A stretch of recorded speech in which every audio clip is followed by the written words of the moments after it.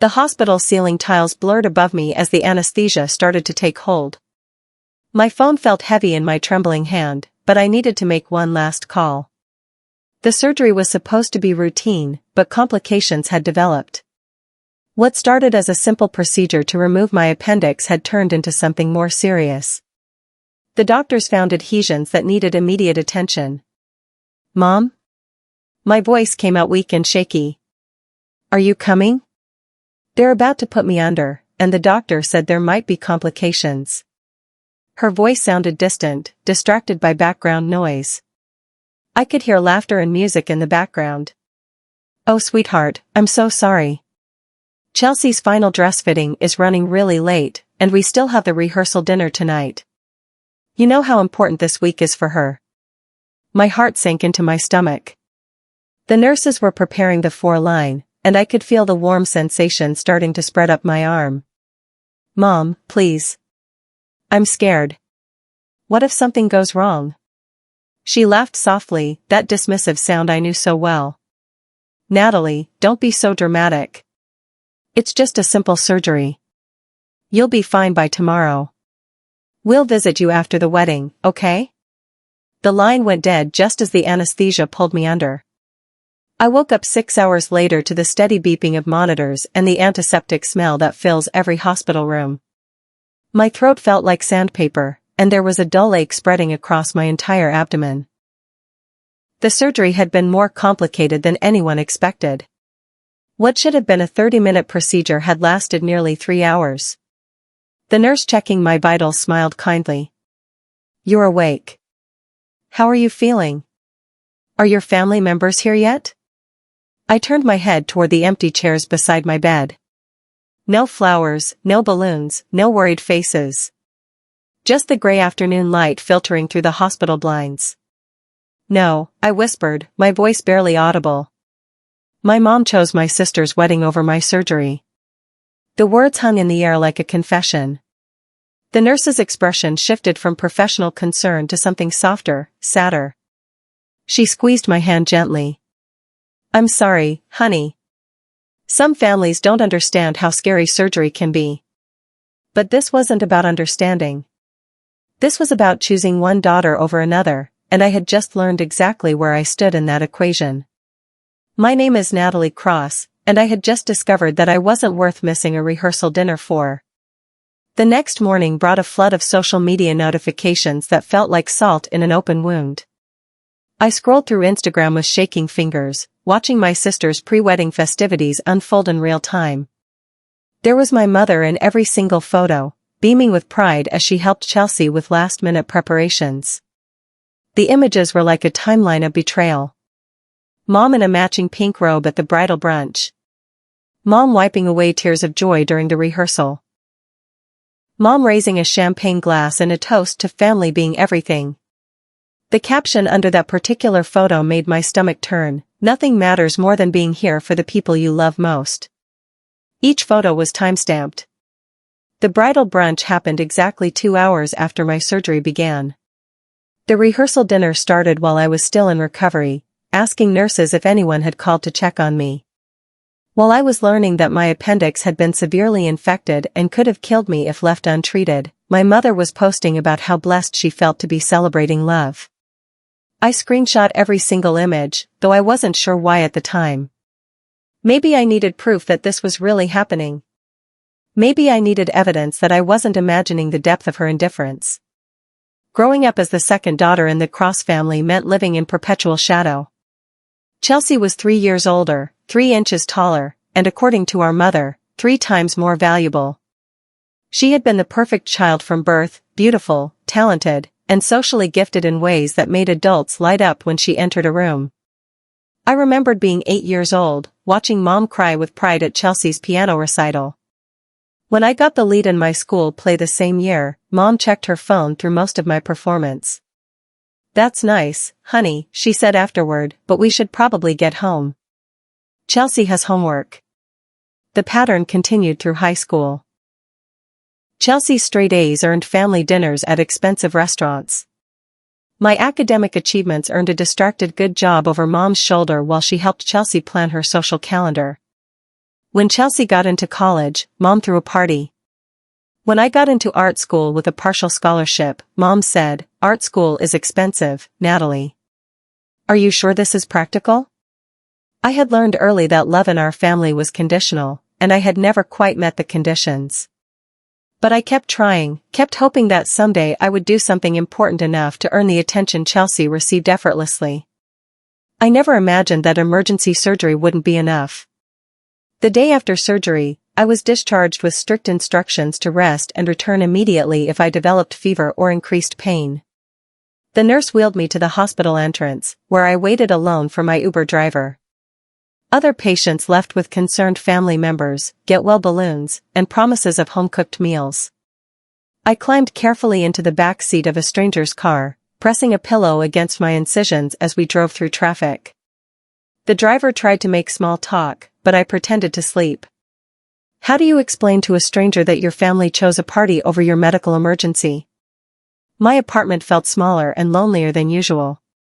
I had stocked the refrigerator the week before with easy meals and comfort foods, anticipating that someone might visit during my recovery. Instead, I ate lukewarm soup alone while scrolling through more wedding preparation photos on social media. That evening, my phone rang. For a brief moment, hope fluttered in my chest. Maybe Mom had realized her mistake. Maybe she was calling to check on me, to apologize, to explain that she had been too stressed about the wedding to think clearly. "Hi, sweetie." Her voice was bright and cheerful. "How did everything go?" The rehearsal was absolutely perfect. Chelsea looked like a princess. She hadn't even asked about my surgery. I spent the next week recovering in solitude, watching my family's wedding preparations unfold through social media like a distant observer. Every day brought new photos of bonding moments I wasn't part of. Mom and Chelsea getting manicures together. Mom helping choose the final flower arrangements. Mom crying happy tears at the bridal shower I hadn't been invited to because I was recovering. The physical pain from surgery was manageable with medication, but the emotional wound felt deeper with each passing day. I realized that my absence hadn't disrupted anything. The wedding preparations continued seamlessly without me, as if I had never been expected to participate in the first place. Friends texted occasionally to check on my recovery, and their concern highlighted the stark contrast with my family's indifference. My coworker Amanda brought me groceries and stayed to watch movies. My neighbor Mrs.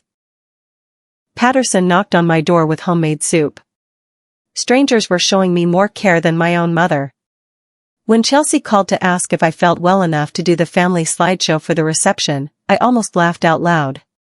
They wanted my skills and my labor, but not my presence during the crisis.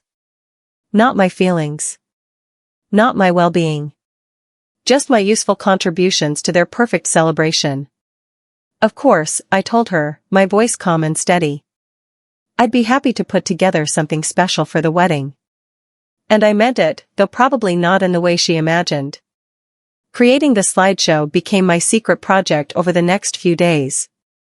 I gathered photos spanning our entire family history, carefully selecting images that would tell a story most of the wedding guests had never seen. On the surface, it would look like a typical celebration of family love and togetherness. Underneath, it would reveal a pattern of favoritism that had shaped our entire family dynamic. I started with the obvious photos: childhood birthdays, family vacations, holiday celebrations. But as I arranged them chronologically, the disparity became impossible to ignore. Chelsea's birthday parties looked like professional events with elaborate themes and dozens of guests. My birthday celebrations were quiet affairs with grocery store cakes and a handful of family members who looked like they had somewhere else to be. The vacation photos were even more telling.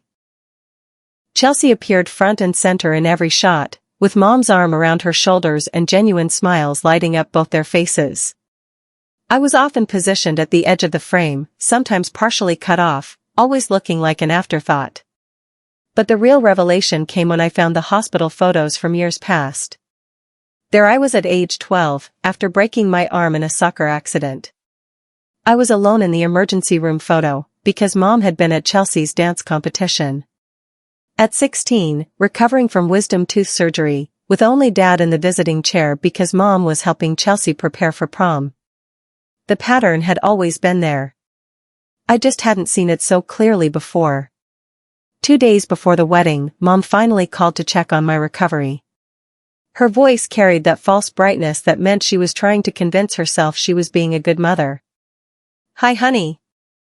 I've been so worried about you. How are you feeling? Are you going to be well enough for the wedding?"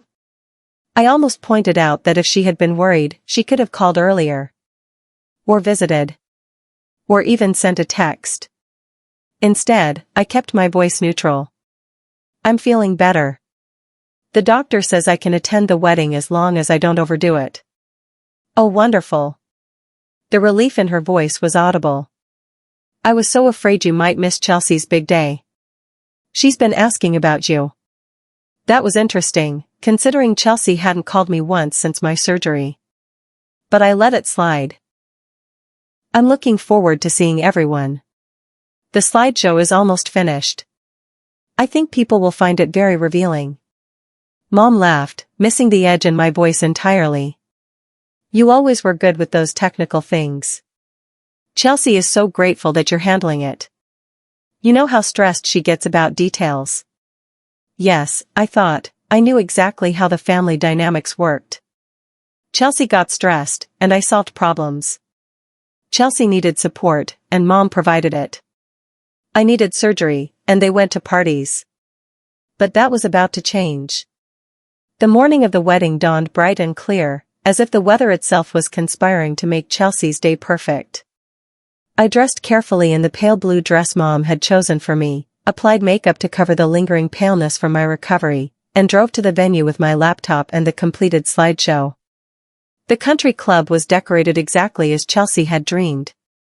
White roses and fairy lights transformed the ballroom into something from a magazine.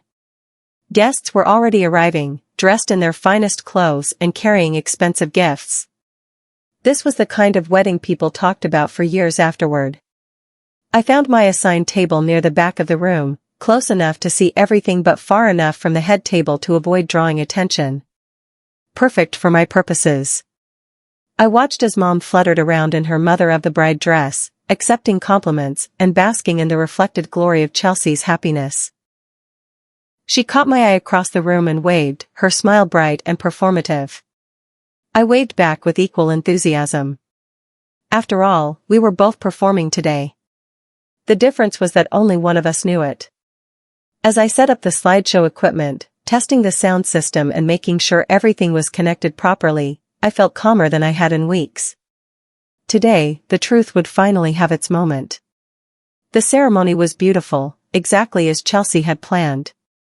She glowed as she walked down the aisle, and Mom cried tears of joy in the front row.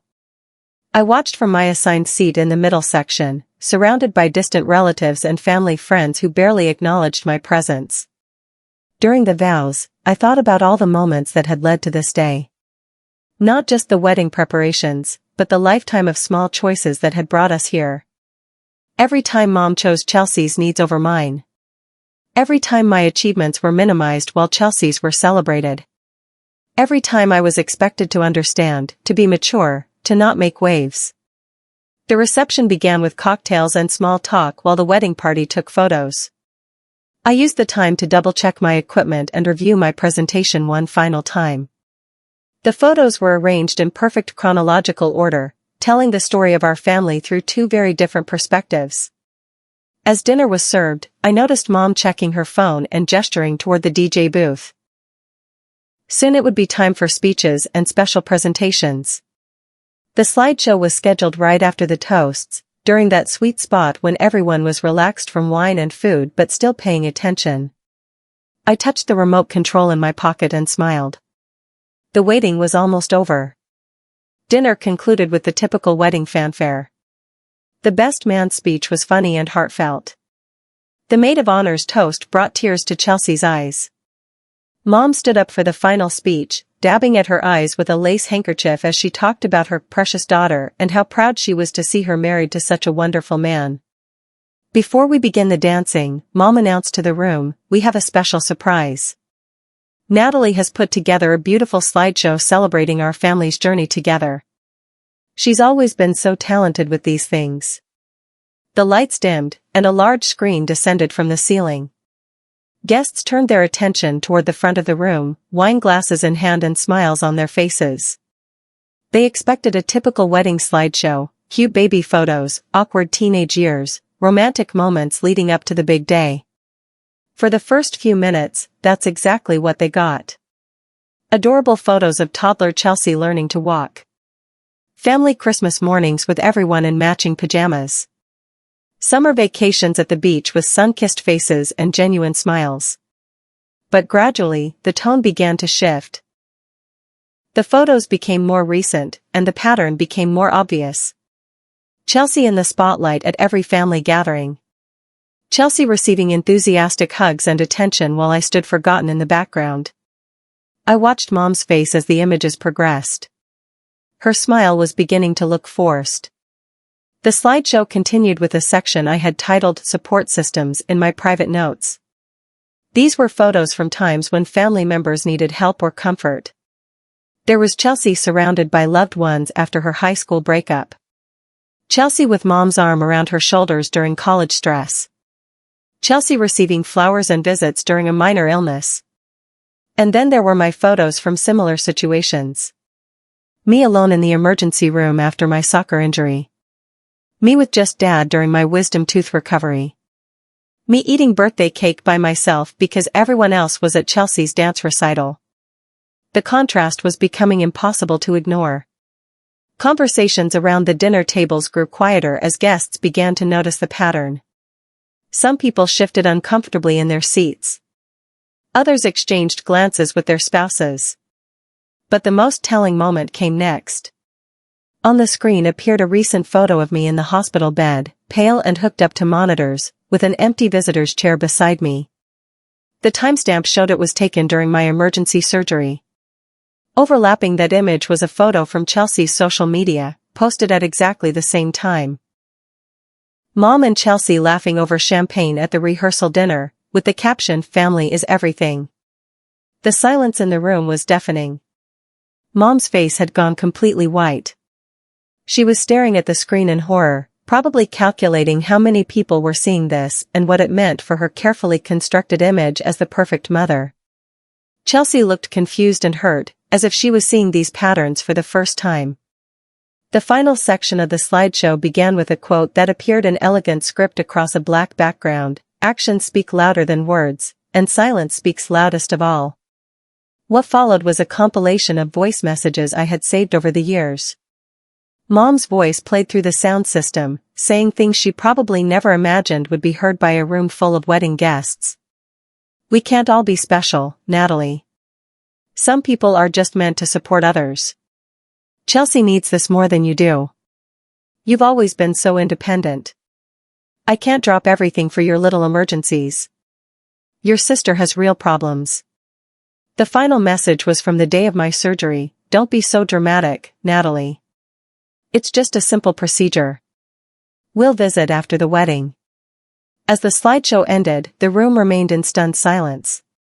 You could hear the air conditioning humming and glasses clinking in the distant kitchen. No one seemed to know what to say or how to react.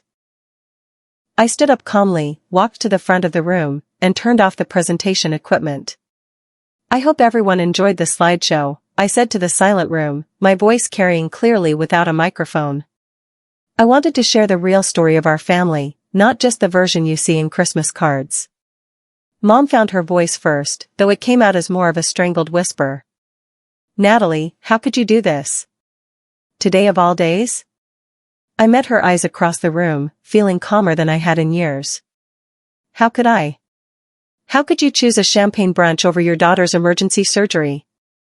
How could you spend my entire life making me feel like I was less important than my sister?" Chelsea stood up, tears streaming down her face. "Mom, is this true? Were you really at the rehearsal dinner while Natalie was having surgery?" The question hung in the air like an accusation. Mom's mouth opened and closed several times, but no words came out. The truth was displayed on the screen behind me, time-stamped and undeniable. I picked up my purse and walked toward the exit, my head held high for the first time in years. At the door, I turned back one final time. Congratulations on your wedding, Chelsea. I hope your marriage is built on more honesty than our family was. Then I walked out into the night air, leaving behind a room full of uncomfortable silence and a lifetime of being second choice. The aftermath began before I even reached my car. My phone started buzzing with calls and texts as word spread through the reception. I ignored them all, driving home in blissful quiet while behind me, my family dealt with the consequences of years of favoritism being exposed in front of everyone they knew. At home, I poured myself a glass of wine and sat on my couch, waiting for the inevitable confrontation. It didn't take long. Within an hour, my phone was ringing constantly. First Mom, then Chelsea, then various relatives who had been at the wedding. I let every call go to voicemail. The messages started apologetic but quickly turned angry. Mom's voice grew more desperate with each attempt. Natalie, please call me back. We need to fix this. How could you embarrass your sister like this on her wedding day? But it was Aunt Patricia's message that caught my attention. Honey, I had no idea it was this bad. I'm so sorry. What you showed us tonight, it explained a lot of things I've noticed over the years but didn't want to interfere with. So some people had seen the pattern. They just hadn't said anything, probably hoping it wasn't as bad as it seemed. Well, now there was no pretending anymore. The social media fallout was swift and brutal. Within hours, guests from the wedding were sharing their thoughts online, and the story began spreading beyond our immediate circle. Most people seemed to support my decision to speak up, sharing their own stories of family favoritism and sibling inequality. But there was also backlash. Several of Mom's friends posted about how inappropriate it was to air family drama at a wedding. Some distant relatives accused me of being jealous and vindictive. A few people suggested I was having a mental breakdown from the surgery medication. I didn't respond to any of it. The truth didn't need my defense. The photos spoke for themselves, and the voicemails were Mom's own words. People could draw their own conclusions about which version of our family was real. Chelsea called 17 times that night. I finally answered on the 18th call, mostly because I was curious what she would say. Natalie, I'm so sorry, she sobbed into the phone. I didn't know about the surgery. I didn't know any of it was that bad. Yes, you did, I replied calmly. Maybe not the specific details, but you knew. You knew you were the favorite. You knew I always came second. You just didn't care because it benefited you. She cried harder, but I felt nothing. Years of being ignored had created a protective numbness that even Chelsea's tears couldn't penetrate. The next morning brought a surprise visitor. I opened my door to find Mom standing on my doorstep, looking older and smaller than I had ever seen her. Her eyes were red from crying, and her usually perfect hair was disheveled.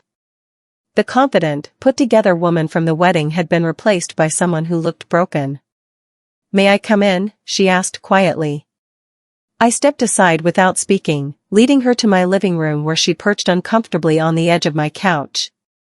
For several minutes, neither of us spoke. I lost friends last night, she finally said. People I've known for 20 years won't return my calls. The Hendersons uninvited me from their anniversary party. Even your father is barely speaking to me. I waited for her to continue, refusing to make this easier for her. I didn't realize, she whispered. I didn't realize how it looked. How it felt for you. You didn't want to realize, I corrected. There's a difference. Every time I tried to tell you how I felt, you dismissed it. Every time someone else pointed out the favoritism, you made excuses. She flinched as if I had slapped her. I thought you were stronger. I thought you didn't need as much attention as Chelsea did. Every child needs their mother's love, Mom. Every child deserves to feel important to their family. Over the following weeks, the family dynamics shifted in ways I never expected. Dad called to apologize for not standing up for me more over the years. He admitted that he had noticed the favoritism but hadn't wanted to cause conflict by addressing it. His guilt was genuine, and I found myself able to forgive him more easily than I could forgive Mom. Chelsea's new marriage was struggling under the weight of the revelations. Her husband had been shocked to learn about the family dynamics, and they were attending counseling to work through the implications. Chelsea herself seemed to be questioning everything she thought she knew about our childhood. Some relatives reached out to share their own observations and regrets. Apparently, many people had noticed the unequal treatment but hadn't felt it was their place to interfere. The wedding slideshow had given them permission to acknowledge what they had always seen. But the biggest surprise came from an unexpected source. Mrs. Patterson, my elderly neighbor who had brought me soup during my recovery, knocked on my door with a newspaper clipping. "There's an article about what you did," she said with a proud smile. "It's in the advice column." Someone wrote in asking if they should confront their parents about favoritism, and the columnist used your story as an example of setting boundaries. I was becoming a symbol for something larger than my own family drama. 3 months after the wedding, Chelsea appeared at my door again. But this time was different. She looked genuinely humbled, and her usual self-confidence had been replaced by something more thoughtful. "I cancelled the honeymoon," she said without preamble. "We're getting an annulment." I was surprised but not entirely shocked. The marriage had been built on a foundation of family dysfunction, and now that the dysfunction was exposed, everything else was crumbling too. "I'm sorry," I said, and I meant it. Despite everything, I didn't want to see Chelsea in pain. "I'm not," she replied, settling into the chair across from me. The whole relationship was built on this fantasy version of our family that wasn't real. He fell in love with the idea of marrying into a perfect, loving family. When he realized what we actually were. She shrugged sadly. We talked for hours that day, really talked for the first time in years. Chelsea admitted that she had always known about the favoritism but had convinced herself it was natural because she needed more help. She had told herself that I was stronger, more independent, less needy. "I realize now that I wasn't getting more love," she said. "I was getting more control." Mom made me the center of attention, but she also made me responsible for her happiness. The healing process was slow and complicated.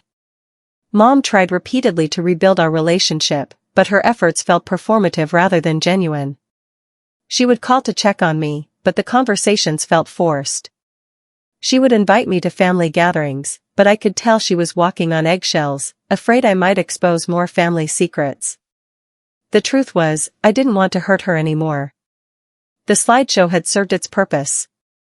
But I also didn't want to pretend that everything was fine. Some relationships can't be repaired, only managed. I started therapy to work through decades of feeling invisible and unimportant. My therapist helped me understand that my worth wasn't determined by my family's ability to see it. I had value independent of their recognition, and I didn't need their validation to live a full life. The physical recovery from surgery was complete, but the emotional recovery was ongoing. Some days I felt angry about all the years I had wasted trying to earn love that should have been freely given. Other days I felt grateful that the crisis had finally forced the truth into the open. I began building new relationships based on mutual respect and genuine care. Friends who had been periphery figures in my life became my chosen family. I learned what it felt like to be someone's first choice instead of their backup plan. A year later, I received an invitation that made me smile. It was for Chelsea's second wedding, much smaller and more intimate than the first. The note attached was handwritten and genuine. "I know you have every right to say no," she wrote, "but I would love for you to be there. This time, I'm marrying someone who loves the real me, not the fantasy version. And I'm marrying him as someone who finally understands what family should actually mean." I decided to attend, curious to see how this version of Chelsea's wedding would differ from the first. The ceremony was beautiful in its simplicity. No massive guest list, no elaborate decorations, just two people promising to build something real together. Mom was there, but she looked different. Quieter, more humble. She had lost weight and seemed to have aged several years in the past 12 months. When she saw me, she nodded respectfully but didn't try to force conversation. During the reception, Chelsea asked me to dance. As we swayed to a slow song, she whispered, "Thank you for the slideshow. It was the worst and best thing that ever happened to our family. I squeezed her hand but didn't reply. Some truths were too big for words. 2 years after the infamous slideshow, I was living a completely different life. I had changed careers, moving from graphic design to counseling families dealing with sibling favoritism and parental inequality. My own experience had given me insights that helped other people navigate similar situations. The work was emotionally challenging but deeply fulfilling. I helped parents recognize their unconscious biases and supported children who felt invisible in their own families. Every success story felt like a small redemption for my own childhood. My relationship with Chelsea had stabilized into something genuine but carefully boundaried. We saw each other regularly, but we also respected each other's need for space and independence. She was learning to live without being the constant center of attention, and I was learning to trust that her care for me was real. Mom and I maintained polite but distant contact. She had started therapy herself and occasionally shared insights from her sessions, but I remained cautious about letting her too far back into my life. Some bridges, once burned, can never be fully rebuilt. The story of the wedding slideshow had taken on a life of its own, shared and reshared across social media as an example of what happens when family dysfunction finally gets exposed. I received messages from strangers sharing their own stories of favoritism and thanking me for giving them courage to speak up. On the 3rd anniversary of my surgery, I did something I had never done before. I threw myself a party. Not a birthday party or a celebration of any particular achievement, just a party to celebrate surviving and thriving despite everything I had been through. I invited my chosen family, friends who had supported me through the hardest times, co-workers who had become genuine companions, and even Mrs. Patterson, who had continued to check on me long after my surgery recovery was complete. Chelsea came too, bringing her new husband, who turned out to be genuinely kind and respectful. Even Dad showed up, looking proud of the woman I had become. Mom was not invited, and for the first time, that felt like a choice rather than a punishment. As I looked around the room at people who were there because they wanted to be, not because they felt obligated, I realized that I had finally found what I had been searching for my whole life. Not my mother's love or my family's recognition, but a community of people who saw me clearly and chose to stay. The girl who had gone into surgery alone and forgotten had been replaced by a woman surrounded by people who would never let her face a crisis by herself. Recently, I received a letter that surprised me. It was from a teenager named Alex, whose older brother had always been the family favorite. Alex had seen my story online and wanted to know if things could ever get better. I wrote back with honesty about the long, difficult process of healing and boundary setting. I explained that sometimes speaking up changes everything, and sometimes it changes nothing. But it always changes you. The most important thing, I wrote, is learning that your worth isn't determined by how your family treats you. You can't control their choices, but you can control your response. You can choose to build a life that reflects your true value, regardless of whether they ever see it. Writing that letter reminded me how far I had come. The girl who had desperately wanted her mother's approval had become a woman who no longer needed it. The daughter who had felt invisible had learned to see herself clearly. My phone buzzed with a text from Chelsea, "Thinking of you today. Remember how proud I am of who you've become." I smiled and put the phone away. Today was about moving forward, not looking back. As I sit in my office now, helping other families navigate the complex dynamics of favoritism and inequality, I often think about that hospital room where this all began. The scared, lonely girl who woke up from surgery to find that her mother had chosen a party over her pain. Mom missed the moment I needed her most, and in doing so, she lost the chance to be the mother I deserved. But her failure became my freedom. Her rejection became my independence. Her choice to put Chelsea first became my choice to put myself first. I learned that you can forgive someone without ever letting them back into your life. You can understand their motivations without accepting their behavior. You can grieve the relationship you wanted while celebrating the strength you discovered. The slideshow was just one moment of truth in a lifetime of lies. But sometimes, one moment is enough to change everything. I'd built a life that would have been impossible if I had stayed trapped in the role of the forgotten daughter. I found love that doesn't require me to compete for attention. I've created a family that chooses me every day. My mother chose my sister's wedding over my surgery, so I chose myself over my mother's comfort. And in the end, that choice saved my life in ways surgery never could. The truth doesn't always set you free immediately, but it always sets you free eventually.